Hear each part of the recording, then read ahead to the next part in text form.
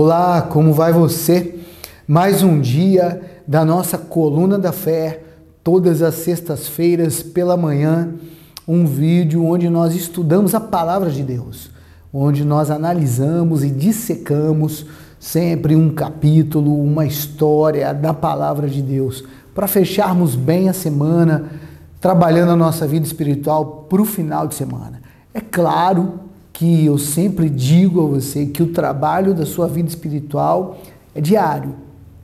Você precisa orar, você precisa ler a palavra, você precisa jejuar sempre. Ler a palavra e orar é um exercício diário.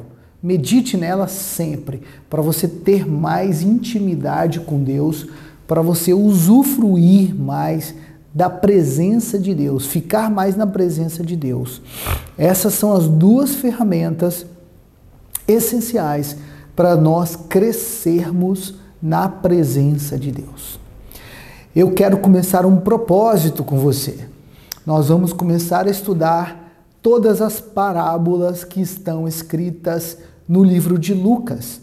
Nós já temos aqui no nosso canal alguns vídeos de algumas parábolas. O livro de Lucas, ele é repleto dessas parábolas. Lucas, se você não sabe, ele é um dos apóstolos de Jesus, mas que não conviveu com Jesus. Nós temos na história de Jesus dois apóstolos que não conviveram com ele, Paulo e Lucas, são os dois. E ambos eram extremamente preparados intelectualmente. Lucas era de origem hebreia, mas criado dentro dos costumes gregos. Lucas cresceu na cidade de Damasco. Seus pais tinham origem hebreia. Ele nasceu na Grécia e depois foi criado em Damasco. Com o transcorrer da sua vida, o seu crescimento, ele teve alguns sofrimentos. Seu pai faleceu e sua mãe terminou por se casar com o Diodoro Cirino. Diodoro Cirino era o cidadão romano que era o pretor de Damasco. Pretor é como se fosse um prefeito. Ele teve uma paixão pela filha de Diodoro, uma moça chamada Rubra. Rubra morre aos 15 anos de idade, ele sofre muito com isso. A esposa de Diodoro também falece e depois Diodoro se casa com a mãe de Lucas. E aí Lucas tem acesso a um poder financeiro grande e Lucas também tem acesso à educação. Lucas estuda medicina e se torna médico na faculdade de Alexandria. Alexandria era a capital do Egito e era uma cidade importante do mundo grego naquela época. Antes do Império Romano crescer, nós tínhamos o Império de Alexandre o Grande, o Macedônio, da Macedônia, que deu uma grande importância à cidade de Alexandria no Egito. Lucas dali estuda, volta para o mundo romano, do Império Romano, passa a exercer a medicina e ele se torna um médico importante, jovem, mas importante. Por ser cidadão romano, filho de Diodoro, ele acaba se tornando o médico oficial de Tibério, o imperador daquela época, tá? Pra você ter noção da importância dele. E ele vive uma história de milagres na vida dele. Sempre perto de Jesus, sempre perto de Deus, sem encontrar com Jesus. Quando Jesus morre, ele fica instigado a investigar. E aí você pode observar que o livro de Lucas, ele é feito com base numa grande investigação.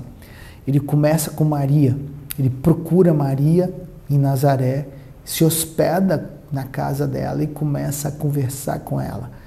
Os relatos mostram que ele ficou por algo de 10 dias ali, e Maria contando todas as histórias de Jesus para ele. Então Lucas é um investigador hábil, profundo, e um escritor inteligente, com uma grande habilidade. E ele concentra forças nas parábolas contadas por Jesus. Jesus ensinava por parábolas. Muito interessante isso.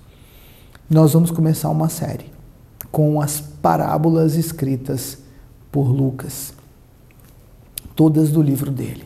E para começar essa série, eu escolhi uma que mexe muito comigo. Curta, mas extremamente forte, poderosa. A parábola da figueira estéril. Ela está no livro de Lucas, no capítulo 13, no versículo 6.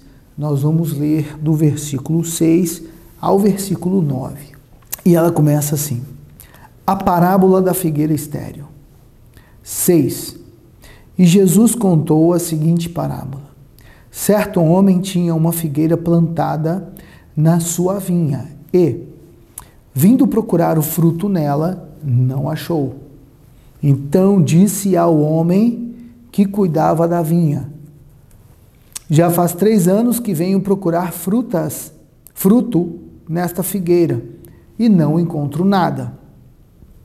Portanto, corte-a, porque ele ainda está ocupado porque ela ainda está ocupando inutilmente a terra.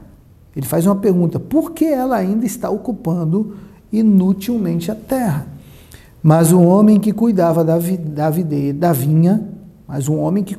vinha respondeu: Senhor, deixe-a ainda este ano, até que eu escave ao redor dela e ponha estrume. Se vier a dar fruto, muito bem. Se não der fruto, o Senhor poderá cortá-la. Qual é o significado dessa videira? A videira é o povo de Israel. Hoje, a videira somos nós. Somos nós.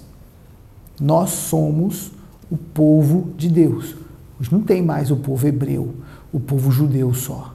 Depois de Jesus abre as portas do reino dos céus para que todos nós tenhamos acesso a ele. E o homem que cuida da vinha é Jesus. E o Senhor, dono da vinha, é Deus.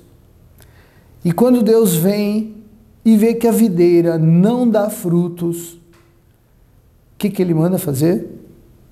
O que ele manda fazer? Ele manda cortá-la. Já faz 3 anos que venho procurar fruto nessa figueira e não encontro nada. Portanto, corte-a.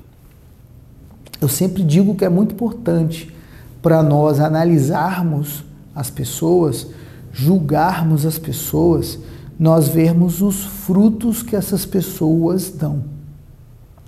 Aqui, o que Deus quer ver de fruto da videira, o que Deus quer ver de fruto do seu povo, o que Deus quer ver dos nossos frutos, é a nossa obediência, é o nosso cumprimento dos seus princípios, dos seus ordenamentos, dos seus ensinamentos para a nossa vida.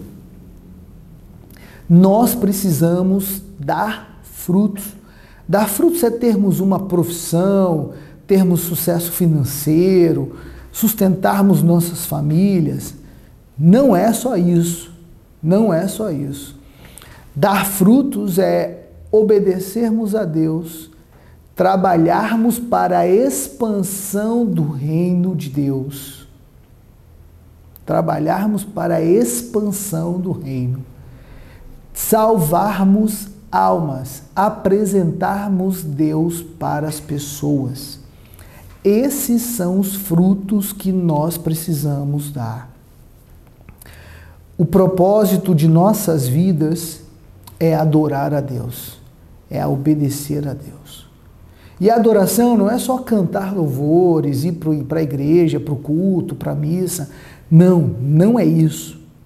A adoração é vivermos o Evangelho em nossas vidas, de forma que nós possamos impactar, abençoar a vida das pessoas que estão ao nosso redor. De forma que as pessoas que estão conosco, convivem conosco, possam enxergar o que Deus faz nas nossas vidas.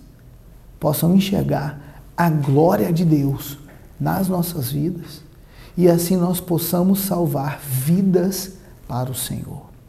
Então, a figueira que não dá frutos, o dono da vinha, que é Deus, faz o quê?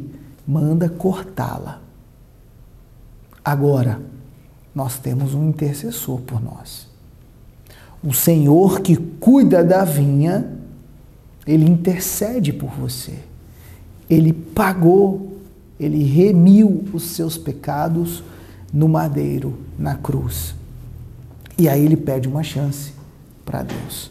Ele vira e diz: Senhor, deixe-a ainda este ano, até que eu escave ao redor dela. Quando você escava ao redor da planta, você afofa a terra e permite que ela seja oxigenada. Permite que ela seja oxigenada, entrando mais nutrientes ali.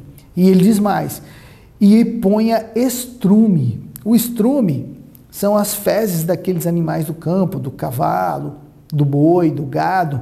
Do gado, então, ela é um adubo poderoso para a terra. Das aves também, das galinhas e tal. Mas a do gado, então, é um adubo poderoso. Então, quando você pega, afofa a terra ao redor, coloca estrume nela, a chance daquela planta ganhar força e crescer é muito grande. A chance da videira recuperar e dar frutos é muito grande. A analogia aqui é, quando você pega o homem, apresenta o reino de Deus a ele, ensina ele a orar e apresenta a palavra de Deus, ele começa a estudar a palavra de Deus e a orar, você aumenta muito a chance dele dar frutos, dele salvar mais almas, dele obedecer a Deus, da família dele obedecer a Deus, e aí adorar ao Senhor e contribuir para a expansão do reino de Deus. Então a videira somos nós, o dono da vinha é Deus, e o Senhor, aquele que cuida de nós, é Jesus. E nós precisamos nos preocupar com isso, em dar frutos. Nós precisamos nos preocupar com isso. Nós não somos salvos por causa das nossas obras. Nós somos salvos por causa da graça e da misericórdia de Deus e porque aceitamos Jesus. Agora, por causa da nossa salvação, nós fazemos obras aqui. Nós precisamos nos preocupar com isso, em fazermos obras para o reino de Deus, para a expansão do reino de Deus. Porque se nós não dermos frutos, nós seremos cortados. Nós seremos cortados. Seremos retirados da vinha. Qual é o fruto que você tem dado para o reino de Deus? O que você tem feito para o reino? Você tem obedecido os princípios, a palavra de Deus? Medite sobre isso.